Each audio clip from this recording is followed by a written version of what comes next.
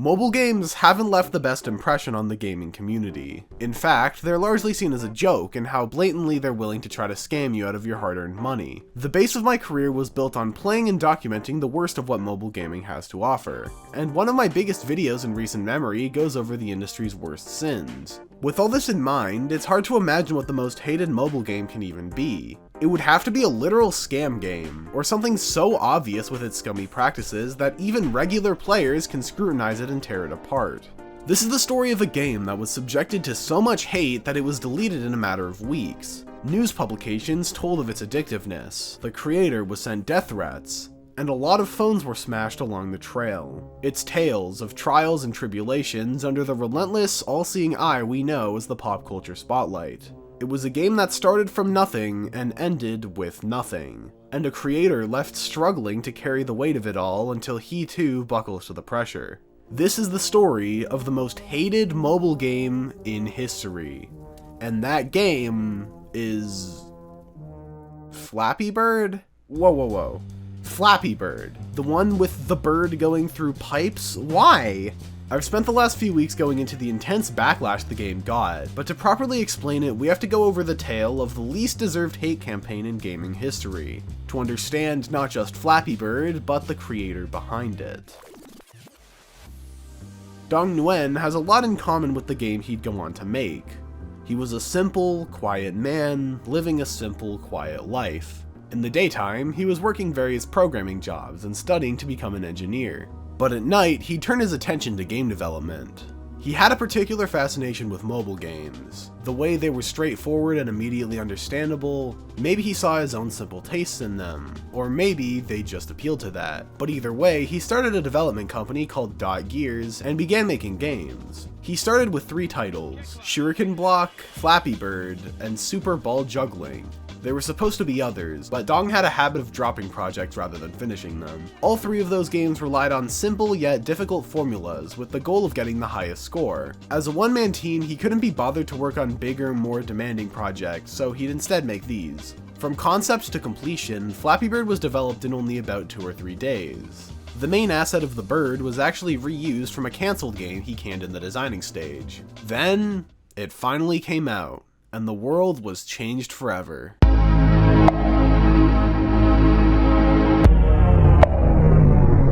Well, no, actually not at all. Upon release, the game did about as well as all of his others, which is to say, not particularly well. It sat dormant for months, getting no attention aside from a few fringe tweets.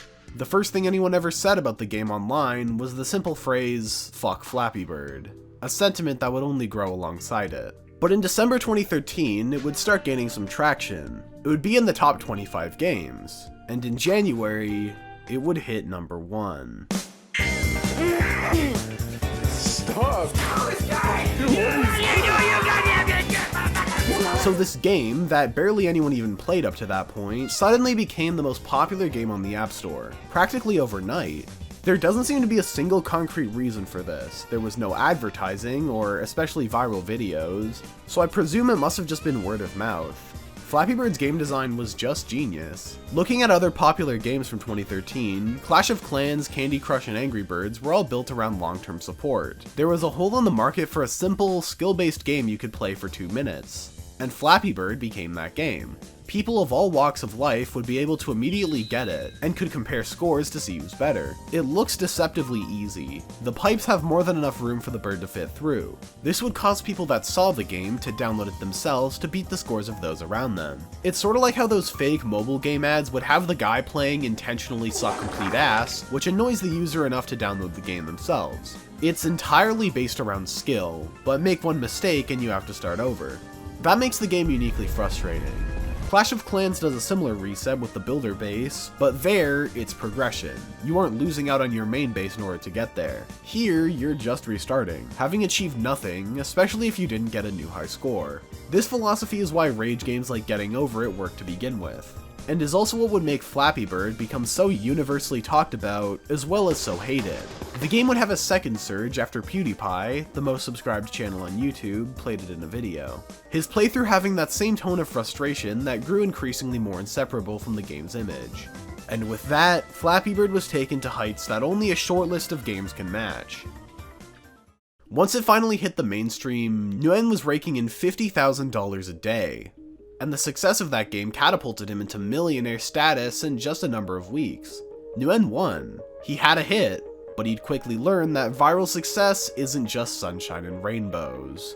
In the commotion of the game's meteoric rise in popularity, the media immediately began publishing articles on it. Hundreds flooded his inbox asking for interviews, and if they weren't talking about the man behind the game, they'd complain about its addictiveness, about the anger it would cause people. Tweets would accuse the game of stealing sprites from Mario, and a loud hate-dump would make their presence even more known. Videos of people raging at the game or breaking their phones over it would get viral attention, only reinforcing the narrative around Flappy Bird. I doubt most of these people legitimately hated the game. It's more likely that they felt an urge to make videos like this to hop on a trend, scrape some clout from the Flappy Bird name, but all it would do is continue that cycle of toxicity around it. But it wasn't a bad game. It was fine. Yet, the public response wasn't. Why were things so extreme? This is because of a phenomenon I'm gonna call communal hating. In April 1985, Coca-Cola saw the release of New Coke, a new and improved Coke formula to help combat the success of the Pepsi Test ad campaign. Coke's entire business model up to that point was relying on tradition, so their diehard supporters quickly turned on them, demanding for the old formula.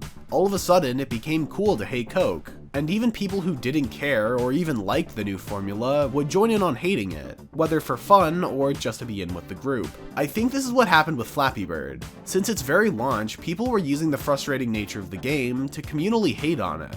Every Flappy Bird video used the negativity bias, playing up that nature, but that poisoned the well to the people who didn't get the hyperbole. That's how you go from an annoying yet innocent little mobile game to a hate campaign of people brigading one man and his creation.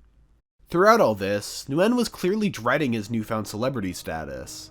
It disrupted his everyday life, and the attention was clearly getting to him. On the 8th of February, he tweeted, "I can call Flappy Bird is a success of mine, but it also ruins my simple life, so now I hate it." Clearly, those feelings would only get worse, as 7 hours later, he followed it up. "I'm sorry, Flappy Bird users. 22 hours from now, I will take Flappy Bird down. I cannot take this anymore."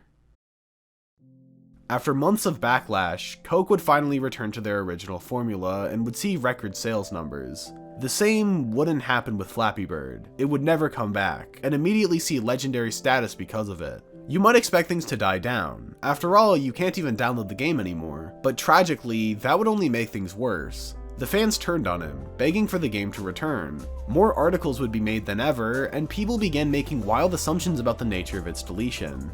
With the gap returning to the market, thousands of game devs would give their best shot to make the definitive Flappy Bird clone. The App Store and Play Store would be flooded with them. The real Flappy Bird would remain on the phones of everyone who already downloaded it, so phones were being sold for thousands on eBay. But eventually, with enough time, people would finally move on.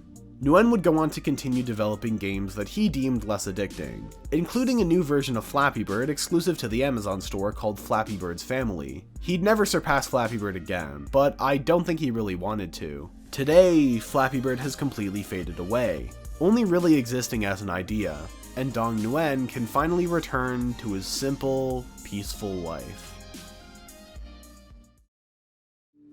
Flappy Bird never deserved any of the hate it got. It was never designed to be frustrating or addicting, and it's not the game's fault people acted that way. In retrospect, people remember Flappy Bird through a more positive lens. I just wish they did that to begin with. Had it not caused so much strife, maybe the game would still be here today. For that brief moment in time, Flappy Bird was the most hated mobile game in history. Now, it's just history.